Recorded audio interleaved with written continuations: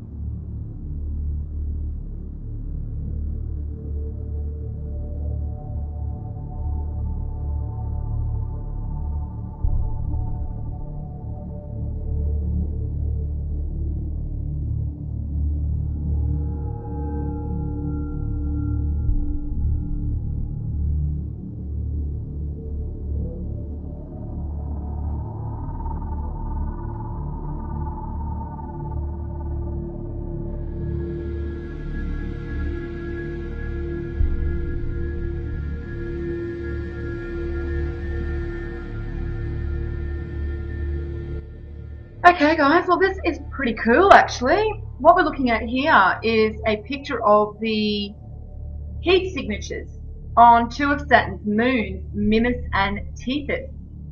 And I really love this photo because it shows me a very unusual geometric shape here. We can quite clearly see that this looks like a part of a triangle. Now, unfortunately, the article in regards to this appears on space.com, which is connected to NASA, and the best they can do is try and tell us that this looks like Pac-Man. In fact, they have mentioned Pac-Man about 20 times throughout this article. Not once do they mention it looks like a triangle, or at the very least, the top of a triangle or the top of a pyramid. Not once do they mention that it looks like a very unusual geometric shape with very straight lines. They just continually tell us that it looks like Pac-Man. So to me, this really does show me they have nothing but contempt and treat us like idiots. Now, interestingly, the first heat signature here was discovered in 2010, and then they discovered this one in 2011.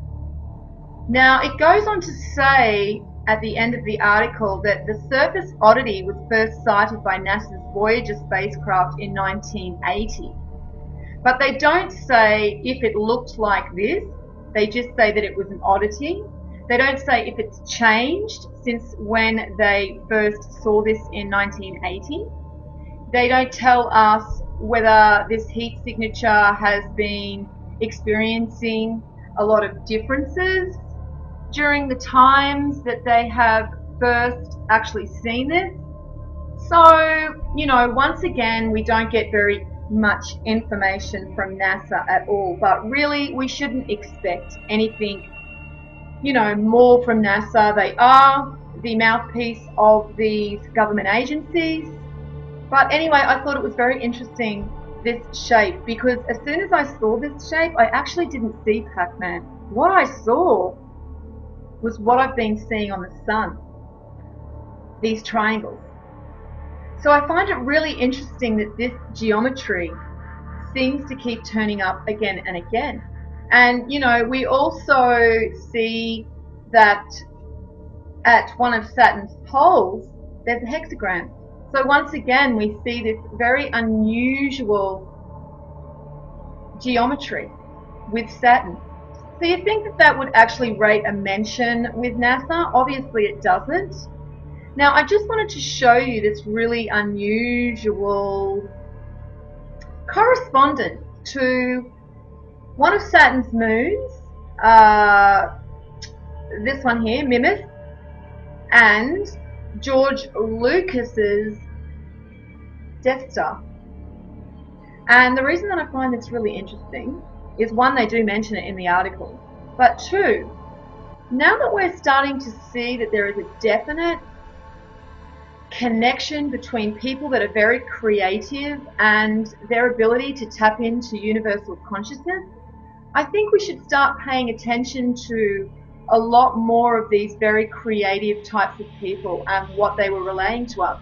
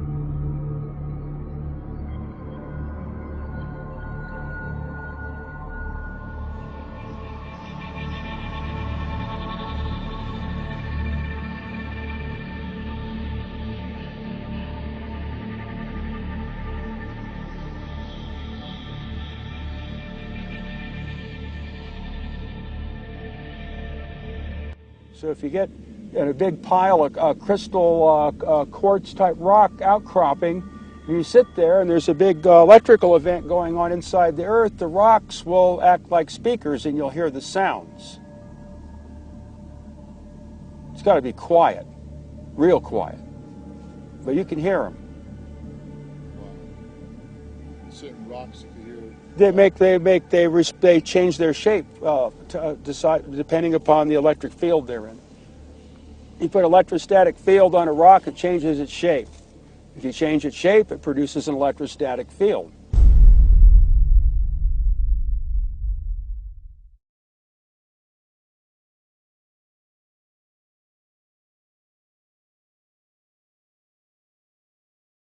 Okay, so you're standing there, and what have you noticed? That the wire is being pulled by something in the stone. By something in the stone. Yeah. And we've looked up here, and we've actually found a mark in the stone of a fairly sizable bolt, Yeah. isn't Big it? bolt. A Yeah. big bolt.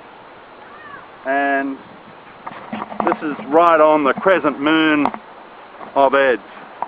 Right in the centre of us, and right below this chair, which is where the first abnormality of this rod was taking place. We also found a very strong pull to just about 8 feet from that post in alignment with those, what would you, condominiums, some description? Apartments. And just around the corner here, what did we find when you ran the wire again? We came around the side where the pool is and the north compass. We aligned it to the north compass, didn't we? Yes. And, oh, by the way, it's Peter from Atmospheric Ionisation. And what else did we find here? We aligned it and we actually found a hole. Yeah. And somebody's left a Valentine's love message in there, which is absolutely fantastic. And this is right underneath, on the outside wall of this triangular cube space. And it aligned it directly to this centre hole. Is that correct? Yes. Tell me again, what did it do? It lined up with the hole. Did it? Yes. It really pulls itself towards that centre hole. Okay. And then we walked around the perimeter, didn't we? Yeah. We took off across and followed the wire. The wire's doing all sorts of weird and wonderful stuff, isn't it? Yes. And how did you know to start doing this? You can feel it, and it pulls my hand when it does that, and it also points in certain directions. Right, okay. So you just follow and walk the direction? Yes. Okay, let's go. See what happens when we walk this way. Let me just come out to the top.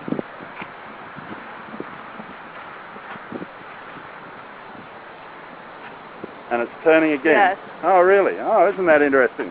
Same location. Let's keep going. Right the way around. It hasn't straightened up yet. Yeah, it's still pointing back towards that. Is it? So it's a very strong pull? Yes. Okay, so now it's letting itself go. Is that correct? Yes. Okay. It's not. And it's now aligning itself. Good? Yes. Yep. And turned away or turned around again. Hold it way out in front of you again, but it's pointing towards water. Okay. So we know that. Keep walking. Right the way around.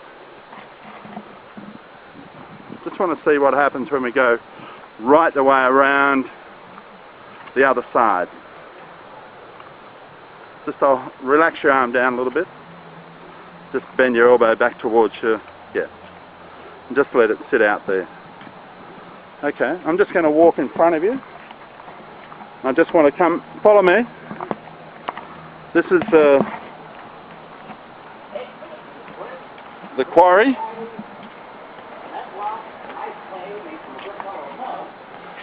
I just want to see you walk right up past this place here. And just follow the wire. Did it push away? It did just displace it. Oh. It is. Okay, Yeah. just go back and follow the wire.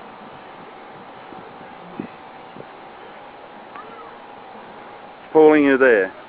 Walk this way. And now there. Yeah. Stop, look down. Oh. I wonder what that is. Wow. Looks like an earth pin that Ed put there. This was his original, or possibly one of the original posts that he used to ground and make a mark for. Oh, wow. Oh, by the way, if we look up, we get an alignment with the north. See that? The North Polar Star, right back over this way. Yes. Okay, so he lined that up with that as well. Okay.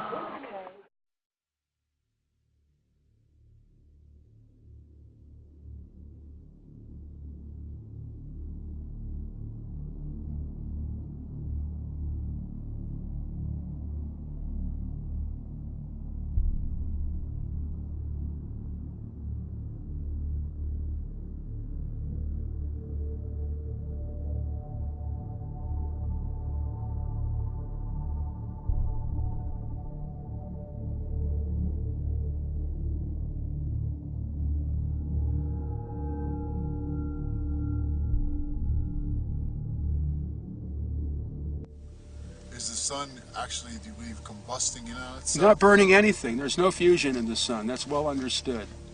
Prove it. Yeah, well, there's just not the way to prove that there is any. It's only in the flares that you get fusion. That's where all the X-rays. The flares, the arcs, and the X-rays, and the microwaves, and whatever result of fusion in the arcs. There's no fusion in the sun. They don't know how the sun works. Why do you, what's special, how does the sun make light? It's a transformer. Transforms from some other dimension. It's not burning anything. It doesn't have to. It's a converter. Of what? I don't know. Nobody knows. But that's what it does. That's the only thing it can do, because that's how everything works. It's transforming from another dimension. Yeah, you could say it's taking energy from another dimension, counter space.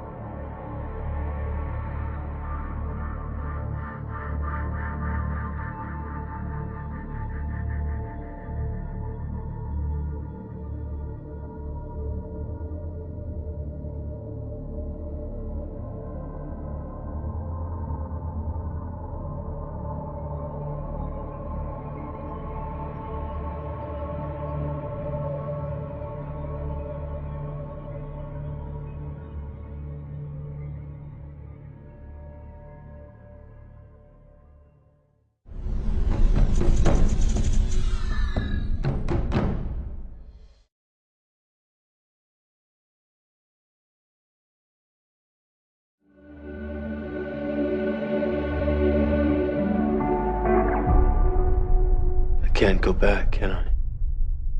No. But if you could, would you really want to?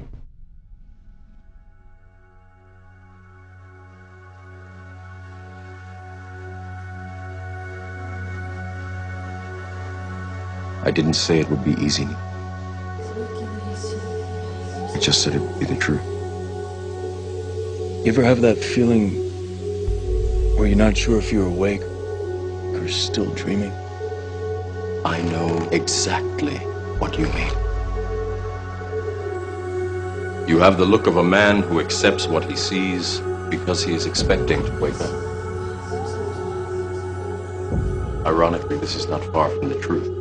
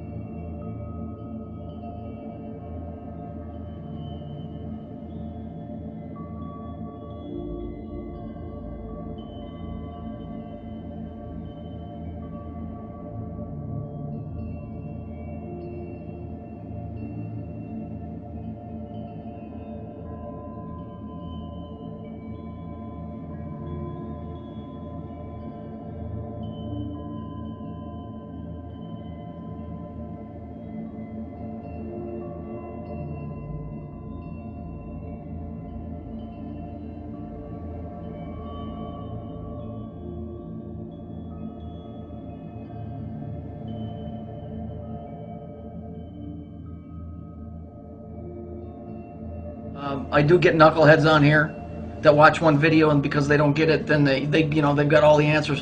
You don't just get all the answers. I bet I don't even know 1/100% of what's going on. I know that there's one major thing involved, and that's that thing that's called Saturn. This is one of the biggest lies that comes out of the Bible, because it's not a lie if you understand what it is, but it's a lie the way it was taught to you. You're told, for those of you that are churchgoers, and for you of those who aren't, you'll know what the word is. Sin, S-I-N. The word sin is supposed to mean that you're bad, and that because you're sinful, God can't have anything to do with you. Well, the word God refers to the planet Saturn. It does not refer to the Creator, who stands above the one that men have called God, which is the planet Saturn. The word sin comes from it's from physics. It's used in quantum physics. What is quantum physics? Quantum physics has a very old, ancient name, and that name is Kabbalah. I'm a theoretical physicist, and I like to say that I walk in the footsteps of giants like Albert Einstein and Niels Bohr. I'm not a philosopher. However, I am rather dazzled by the fact that many of the basic mysteries that we find in string theory and the theory of everything seem to be mirrored in the Zohar and in the Kabbalah. As a scholar, the most amazing thing of all is the degree to which modern astrophysics sounds like a Kabbalistic text. Albert Einstein, when he was creating the atomic bomb or writing up the theory for it to work, used Kabbalah. Came up with E equals MC squared. You got what? Five symbols that equal volumes of information.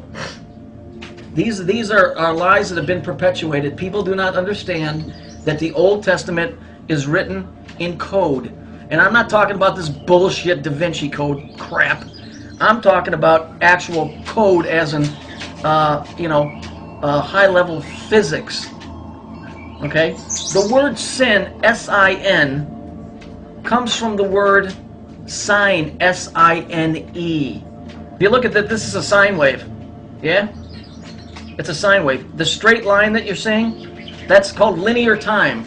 That's going from your birth to your death, okay? The wavy line, that's a sine wave, okay? That's a sine wave. Bear with me. The word sine in physics is abbreviated as sin, okay? Now, there is another wave, it's going to be in blue, that runs along the same line as time, okay? And what that is it goes like this. This one is called a cosine wave, as in cosigner. That's right where that comes from. That's a cosine because it rides the back. It's so tight to the other wave, it's called a cosine wave. Now, you see, you have red and blue, and they both are interacting with time. So, one is time, one is space. Okay? Those two together create time and space. Red and blue, which represents the planet Saturn. The time and space. So why is sin evil?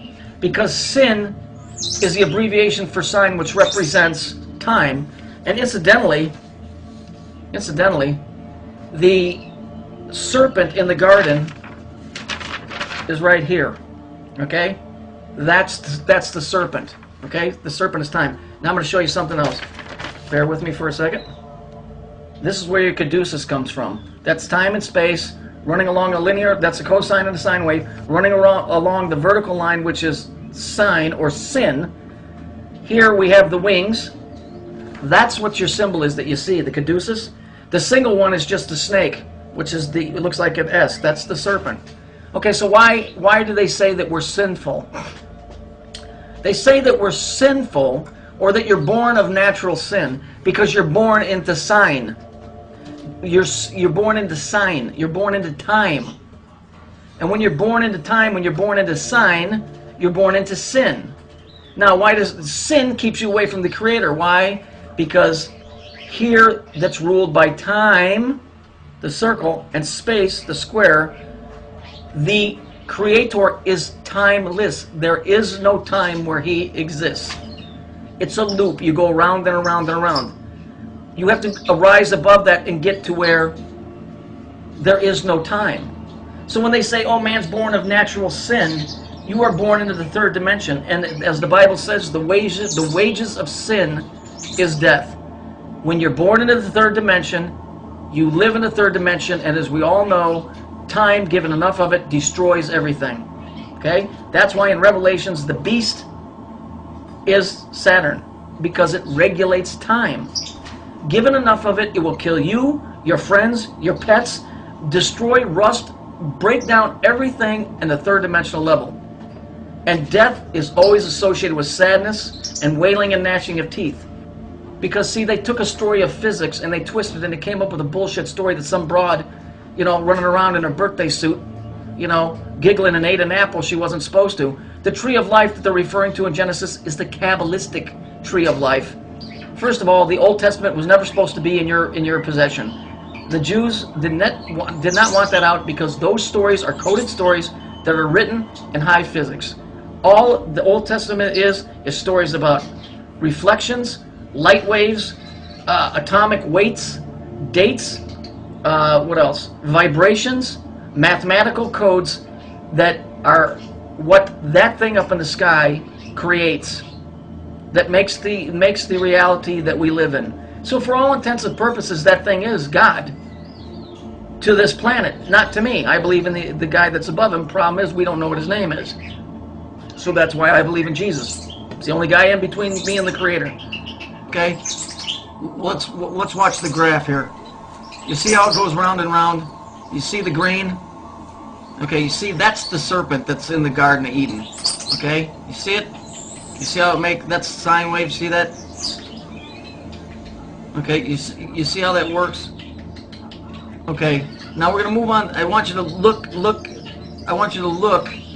at the equation, and this is going to explain to you why I know that this is bullshit out of the Bible, what they're talking about. The Bible is not bullshit, but the way that they crafted the story and made you think of something else is. And on top of that, when you're trying to explain physics to a guy, you know, that doesn't understand physics, you have to use other means, and that's why they use the story of the Garden of Eden. So let's look at the way it's written. Okay, there's 3 axis points there, all right, which is what creates the cube. All right, but let's look at it. This is interesting. Why am I going to go to hell when I die? Look what's in parentheses. Cause I sin.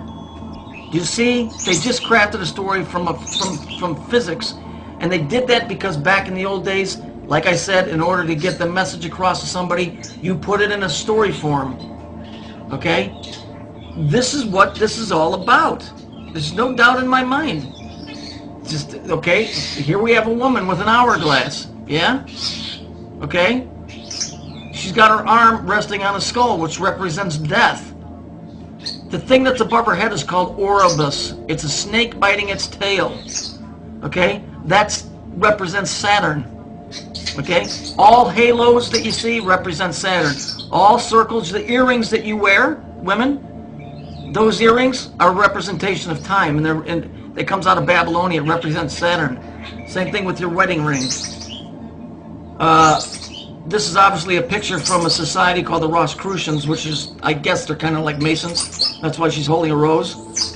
But the hourglass and the Oribus above her head, so this is basically telling you that Eve, okay, the story of Adam and Eve, it was time. That was time. It wasn't a serpent as in a snake. It was a serpent as far as time. A sine wave. Okay? Alright. You see it go around and around? You see the red colors? Red, yellow, blue, green? That's a time cube. But if we look at it, look how it's split into 4 sections. The circle is, right? Okay. Let's see where we've seen that before. There you go. There it is. You see it's on top of a church. It represents time and space. It has nothing to do with Jesus Christ. It has nothing to do with saving your soul. It has everything to do with a business. The 503, it's a government code. Churches don't pay taxes because it's nothing more than a government installation. And pretty much that's all that I really wanted to show you guys today.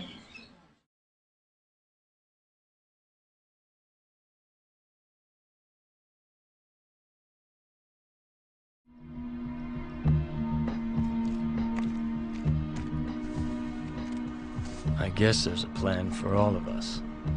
I had to die. Twice. Just to figure that out. Like the book says, he works his work in mysterious ways. Some people like it. Some people don't.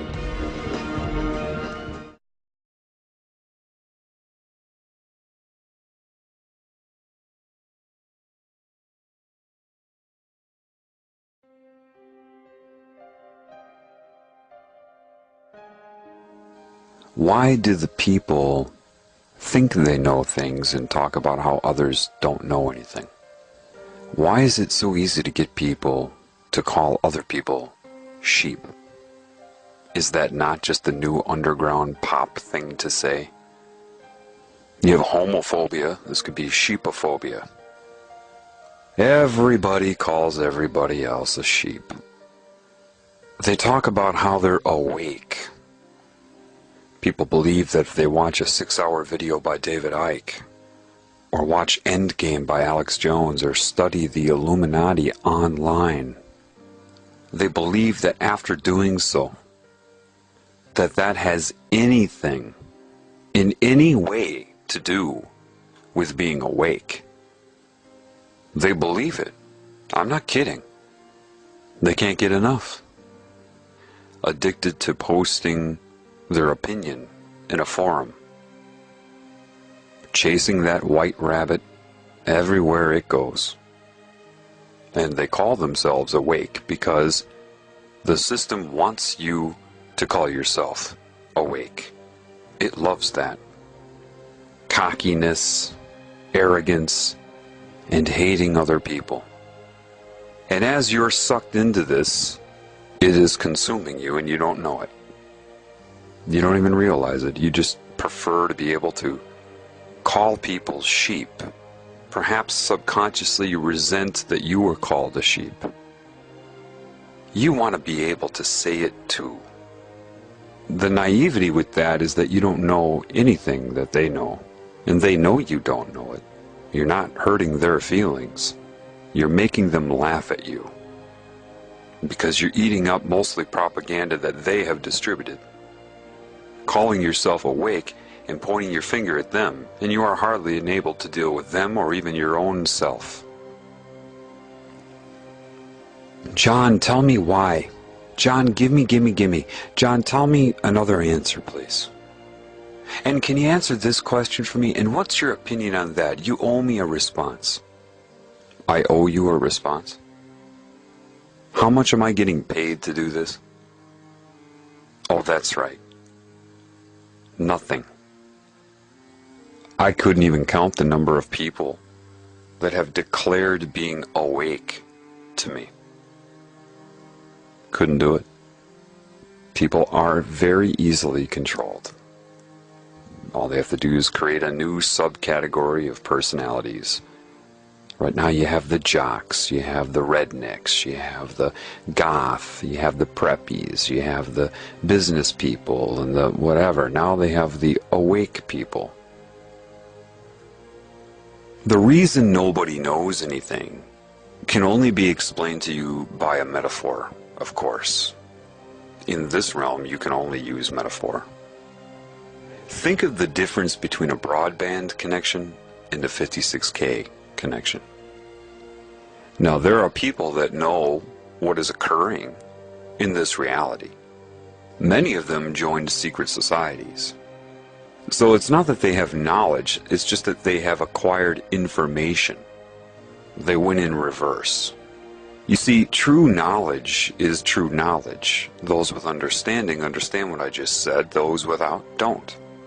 It's pre-symbol. A symbol is no different than any expression, a song, a picture, a sound, a look, a touch. A symbol should be the result of knowledge. The understanding, the awareness, and then you have the symbol surface. Having somebody learn symbols and then distributing a very strategically limited amount of meaning to that person does not give them knowledge. They perceive that they're getting knowledge. For example, I could say the word gum to some bubblegum popping dizzy-minded cheerleader, and the only meaning that she may come up with when she hears that word is chewing gum. I could say the same word gum to somebody else and they may think chewing gum, but they could also think a gum tree or the gums around your teeth. Could say it to another person, they'll think chewing gum, a gum tree, gums around your teeth, but maybe they're thinking even deeper. Maybe they have a deeper understanding. Metaphorical comparison to other things. gummy substances used in construction, maybe molecular assessment. I only used one word, a phonetic symbol, written if you're looking at it. The meaning transferred by using that symbol is directly dependent upon who is receiving the information. If it's the cheerleader, she's only going to get a very limited amount of understanding, just enough to communicate. The line by Gene Hackman in the first Superman, some people can extract the secrets of the universe just by looking at the ingredients on a chewing gum wrapper, is absolutely correct. What that means is you can get a lot of information just by being aware. The creases in the paper, the spacing between the letters themselves, the space around the letters, all the nuances. Now, unfortunately, I have to say that this is a metaphor, okay? A metaphor. That does not mean that you should go and try to learn as many meanings as you can for each word that you know. That would have nothing to do with anything. That was just a metaphor that I used. If you think of a symbol, and you look at maybe the shape of the number 6, you can be told what that means. But perhaps if you're bathing in knowledge and awareness in life, suddenly you have an understanding, and then a symbol like 6 comes up. Maybe you think of getting caught in a tumor and you come in but you can't get out, and you're caught in a vortex, a circular cyclic existence. Getting in, not getting out. Something like that, you know. What they do to you early is they show you all the symbols and tell you what they mean. And they don't tell you completely what they mean, of course. They tell you what they want you to think they mean. Why? Because what is the true purpose of being? If you're not extracting meaning from your path, from your experience, deriving meaning from it, and creating expression, the expression would always be the symbolic. A picture, a touch, a kiss, anything, an image, right? If you're only copying what they've told you things mean, and replicating what they've told you to use them for, and how to use them, how to speak, how to think, what means what you're supposed to do, what the meaning of your life is. If you allow yourself to be told what the meaning of your life is by something in your objective reality, somebody else, what is your purpose other than to be a slave? Forget about laws and politics, that's all bull. That's only a result. If you're not creating, and the only way you're going to create is by extracting meaning from within. If you can't do that, what is the point of you being around other than to be a slave? Acquiring detail. This means this. I learned what this symbol means. This pagan symbol means this. What do you mean you learned? Did you look it up? Were you told, or did you read what it means? Or did you sit there by a lake and think about life as a whole and what's happening, and the symbol came up and you're like, oh my gosh. See, the oh my gosh is when you extract meaning. It doesn't have to be a traumatic thing like, oh my gosh. It can be, oh my God. That is the sign of a creative. Somebody that's always in their mind like, I get it, oh my gosh. And you want to tell the whole world. Because you've just created, you've extracted meaning from within. Those that, even if they have opened up, all right, and they were seeking information, because information is not knowledge. So enlightenment would be in the category of information. Why? Because as it's sold, as it ends up being, all you're doing is changing your perception of reality, just seeing other templates of symbolic expression. There are no answers there if you're depending upon anything you experience to give you those answers. So in truth, if you have the meaning inside and you come up with symbols and you see them in your objective reality, maybe somebody else came up with it too, you have an understanding, an immediate understanding. Sometimes that can be faked or replicated. Somebody's been indoctrinated into a system where they had to learn specific meanings to symbols, and so one who is in the know, one who has knowledge, may run into somebody like that, and the person may have learned enough so that you have an understanding. But the person that learned it will still look at you, if you came from within to know, in a way that they're curious. How do you know? Because you seem to have a different, a fuller understanding of it, a non-polarized understanding of it. They learn a few specific ways to talk about it and what it means, but you can talk about it endlessly with different metaphors. What's the difference? Well, what's the difference between reading a book and memorizing somebody else's conclusions and extracting meaning and coming to your own? It's like the difference between a muffin top and a muffin. They've got you all eating up muffin tops, but you don't have the knowledge underneath. Is that a permanent thing? Absolutely not. The reason you don't know anything is because many people that do have knowledge, even if they wanted to tell you, it's like they are on a broadband connection and you're on 56K.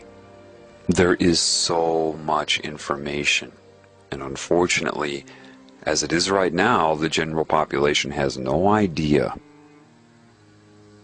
They look at a symbol. Maybe they're taught a symbol. Either they really don't have any understanding of it, or it's a very limited understanding. If you have knowledge inside of you, you could sit there and talk about that one symbol all day. There's more than one meaning attached to symbols. Like I told you, a deer in the woods can mean more than one thing by stomping their hoof. If you seek the symbol, the muffin top, you will never have the whole muffin. And this is what people do when they try to seek videos and books and all. They're looking for muffin tops. They're looking for the end result. Therefore, you are dependent upon the meaning that is given to you. So somebody in the know, if they're talking to somebody that isn't in the know, it can be very difficult. Why? Well, a very naive thing to say, or if somebody's trying to manipulate you, control your mind, they'll say this: the truth is an easy thing to say. And anybody who speaks for a long time to you, they're trying to manipulate you. Now that's a very naive thing to say. Yes, somebody who depends upon a lot of words, really trying to control what you're thinking, could very well be trying to manipulate you. But if you depend upon length of speech, and that's where your perception lies, you wouldn't be able to tell anyway. If someone's trying to manipulate you, you should pick up on that within seconds, regardless of what they're saying. The truth is something easy to say. If one person in the know is speaking to another person in the know, in other words, you've both reached the same conclusions and you know it. You know when other people know. You just do. That's why they don't say anything other than that. You know when other people know. And you say, well, that's ambiguous. And that's ambiguous to you. But that is a symbol. To say that sentence, you know when other people know, that is a symbol. And those who have come to the conclusion on their own understand the full meaning of that. Those who may have heard that from some philosopher, and they were told that that philosopher was brilliant, so they decided to dwell upon things the philosopher said. If a philosopher says to you, you just know when other people know, well, you trust that philosopher because everybody has given them a 5-star rating. So you think, well, that must mean something, so I'm going to sit around and think about it. You can't sit around and think about that. That is a result of so many experiences. So, if I say you just know when other people know, You don't have to sit around and assess and calculate in your mind and think of behavioral patterns, or they said this and they said that. I'm going to put 2 and 2 together and formulate an assessment of them and what their intentions are. If you are doing that, that is robotic. It's nothing against you. If I were against you, I wouldn't be trying to help. It's the conclusion that matters. If you reach it on your own, because a conclusion is a symbol. It is a symbolic representation, the quote, the conclusion, that has so much attached to it. All of your experiences that tie into the conclusion. How do you extract meaning? Well, perhaps you have an experience. It could be a social experience, it could be anything. And that experience is finished and that means nothing to you. Then you have another experience and you see that it's different, but there's something similar to that other experience. You're kind of like, And then you have a third experience in your life, and it's really similar now, all 3 of them. Then you have a fourth experience that solidifies the similarity and prompts a question. It is the fourth experience that prompted you to ask the question, but it required the other 3 preceding it. The fourth experience, if it were isolated in and of itself, would never have prompted it. You needed all 4 experiences. So now you have the question. And maybe you have a whole other series of experiences that are happening so that you can extract meaning to address the question. And maybe after all of that, you come to a conclusion. And now that conclusion propels you in your advancement of understanding and extracting meaning in your life, and you start a whole other series of experiences. And that's just one facet of your life, and maybe simultaneously you have 30 other paths going like that, like I just explained, and maybe all 30 of them come to one peak of a conclusion, and you needed all 30 paths that had many, many experiences within each path, leading up to minute conclusions that come together that lead you to a new understanding. That takes time, it takes attentiveness, and the desire to have meaning, to have purpose. And now that one new understanding could be one of thousands that eventually tie in, and you don't even know it, right? Until you reach the oh my gosh. And all of these things come from within. Your ability to make use of pattern recognition, to see how things are always and never the same. What do they have in common? Did you get out there and experience people of different cultures? Were you too busy trying to project your culture onto them and see what they would say? Or were you trying to figure out what you had in common? I did that my whole life. In the moment of doing it, I didn't really necessarily know why I was motivated to do it. My spirit did, but my conscious mind didn't. Your spirit will lay breadcrumbs for you throughout your entire life or path. So if you come to an understanding, and then several understandings, and you know how much is involved with it, you can tell other people the details of your path, but that isn't their path. And if they try to memorize the details of your path, they're pulled off of their path. This is why I have been really careful not to give too much information about my path. People always ask me, tell me how this all began. And the details of my path are irrelevant. The understanding is the important thing, the conclusions I reach. And I can share conclusions with you to motivate you. But I can't have you memorize my conclusion. So I have to have a delicate balance of rhetoric with the information. And the information is not volumes of information. It's enough to make my point clear. It's enough to show you that I've learned. But I don't want you to memorize the details of my life. One who really cares for you will be attentive to that. And the idea of indoctrinating somebody with an oath is absolute evil. Why? Because they're declaring they do not want you to be a creative being and extract your own meaning. You will go through steps in which they will spoon feed you meaning. And because it's more meaning than you had before, more knowledge, you're really impressed by it. You think you're actually getting something. You think that you're being empowered. When they know that by keeping you from being able to extract meaning on your own, they've got complete control over you. They've pulled you off of your path. But if they did that successfully, you would never even have thought of that, now would you? Because you won't extract your own meaning, you see? Nevertheless, somebody with a lot of knowledge, if they're on a broadband connection and they're speaking to somebody in a 56K connection, it's anything but easy to tell the truth. Like I said before, one in the know can say the truth very easily to another in the know. If one in the know is speaking to an individual that is not in the know, saying the truth is anything but easy. Why? Because of what you know of the enormous gaps that they have. That you cannot just say the truth because they'll understand the words with the limited understanding they have in their concept building by society. But they would need to go through so much. And you know that they don't believe that.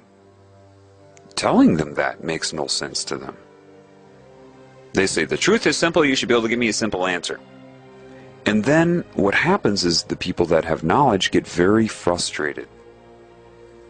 The very moment you interrupt them or cut off what they're saying to you when they have to extend great patience to try to tell you the truth, and you cut them off and want to give them your opinion, or you tell them that you agree with them or disagree. To somebody in the know, when they're speaking to somebody that is not in the know, when the person that is not in the know says that they agree or disagree, both of those things are offensive. Because they know you should just have your mouth shut and take in what they're saying, and a lot of what they're saying will be rhetoric. But I talk to people like this all the time. They completely ignore the rhetoric. I'll use rhetoric, that if they had wisdom, they would understand at least, okay, there's something with this, and they blow it off. They go, yeah, but anyway, and then I blow them off. And they have no idea why I blew them off. Or people will just bombard me with questions. Questions that are what you call loaded. Anybody in the know would say that's a loaded question. Because you lack so much just in the fact that you're asking those questions shows how much you don't know. And you ask them in a very naive way. It's not your fault, but you expect a simple answer. People will go up to somebody with knowledge that has required an entire lifetime of attentive awareness to their experiences, detailed and disciplined effort to extract meaning from your life, and they ask you a simple question and expect somehow that you are going to be able to transfer a lifetime of understanding in 2 or 3 paragraphs. They truly do. They do expect that, otherwise they wouldn't ask the question. So you have this huge gap between those who are in the know and those who are not in the know. Those who are not in the know do not know they're not in the know because of how they have been taught to think. They have been incorrectly instructed in their thinking process itself. They have been taught to look outside of themselves for answers.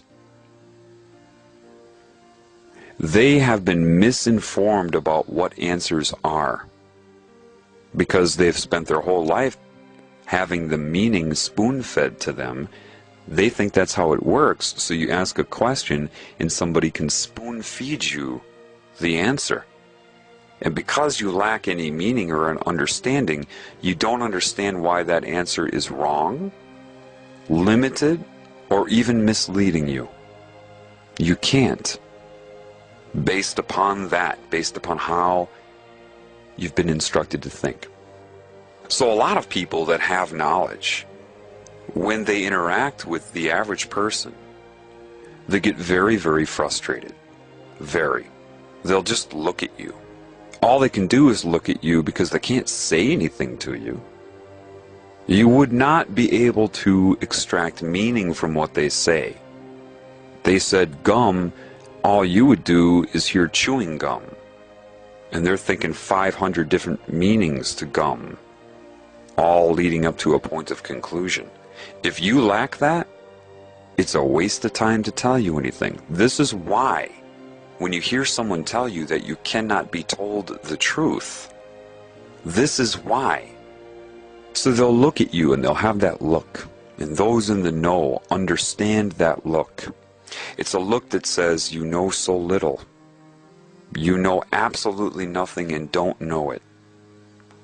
To tell you what I know, I would need 500 mouths and have to be able to speak 500 different sentences simultaneously, all at the same time, to express what I know, and you would have to be able to interpret 500 simultaneous sentences flowing at you at once. That's what that look says. And the look also says you don't even know that. And if I told you that, you would call me arrogant because you've been trained to call people arrogant. You don't even know what that means. So they'll just sit there and shake their head at you. They shake their head from side to side because they're paralyzed. It's the questions you ask, the way that you ask the questions, and what you do if they actually try to answer them. How long does it take before you cut them off, roll your eyes, or get distracted by something that occurs in the room, like a cat being distracted by bright and shiny objects? And if they're trying to tell you something, and maybe your cell phone will ring and you'll tell the person trying to give you truth to hang on, Shelley has to talk about her boyfriend. Okay, hey, you're not going to get the truth. You're nowhere near prepared to even comprehend anything that is true. And then you say, come on, just tell me.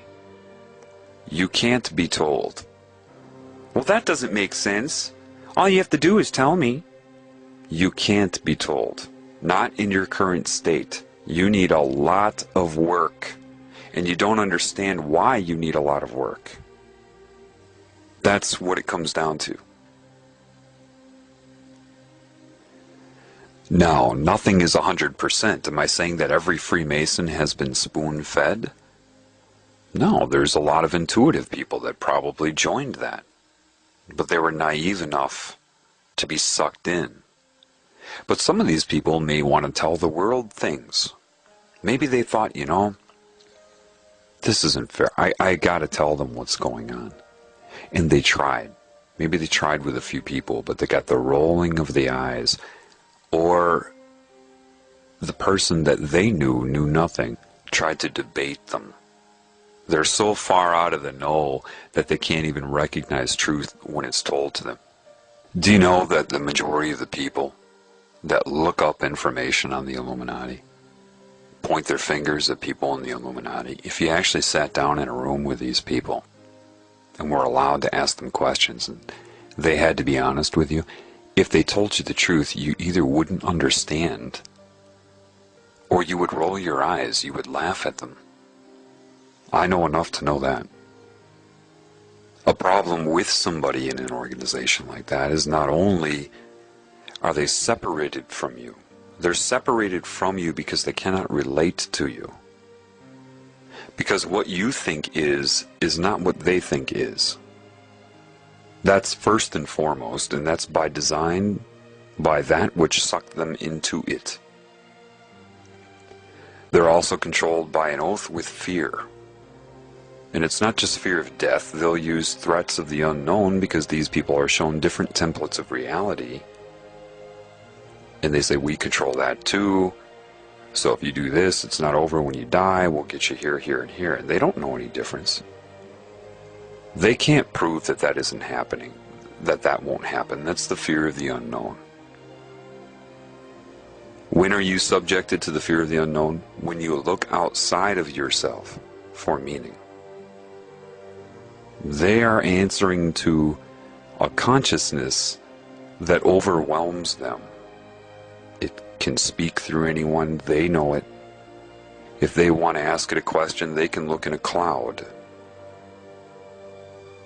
So that can be overwhelming for them, and I understand that. My intent is not to point my finger at anybody or anything on any scale. People in these societies are sucked in, then they're blackmailed. Because even though they believe they have all of this knowledge, some of it is filtered in their mind by the consciousness that controls their minds. So they don't think about certain things. Controlling of their mind to make them deviate in a way that society would want to pick up stones and throw them at them. Because society is corrupt too, that's why they're so judgmental. These people are scared of that type of persecution.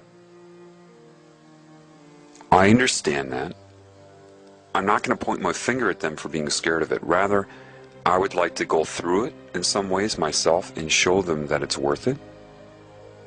And show them their own value. I want to show everybody value. I'm not polarized here. Because that's what's in my heart. If I feel like a healer, how could I look at somebody with a disease and just focus on their behavior and be too stupid to recognize that their behavior is a result of a condition? Now, if I have true wisdom, wouldn't I address the condition? I would only focus on somebody's conduct throughout their life if I had a very small mind and had no capabilities, no abilities, no talent, no gift to give, no ability to create. My desire is to heal both myself and everything I see, and not carry the whole world on my shoulders when I do it, but rather be moment to moment. Since everybody else is ignoring the problem, the majority, and I say, wait a minute, you know, that person doesn't have to be that way. They don't have to be corrupt, and I know it because I've watched my own corruption get healed. So if it can happen for me, I know it can happen for somebody else. I would be what you call a fool. You know, the one that comes in with the hat and the bells? I would be a fool to blind myself to the whole picture and not take everything into account. That includes my own behavior, my own path, because that's where I'm going to get any knowledge from anyway.